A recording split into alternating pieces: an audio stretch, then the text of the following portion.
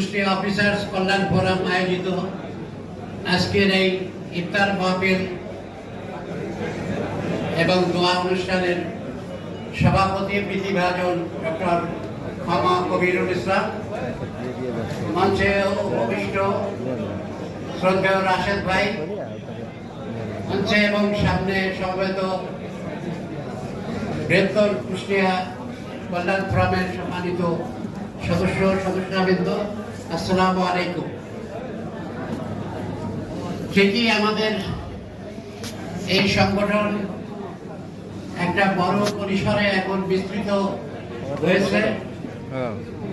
এবং আমরা বিভিন্ন কর্মসূচির মাধ্যমে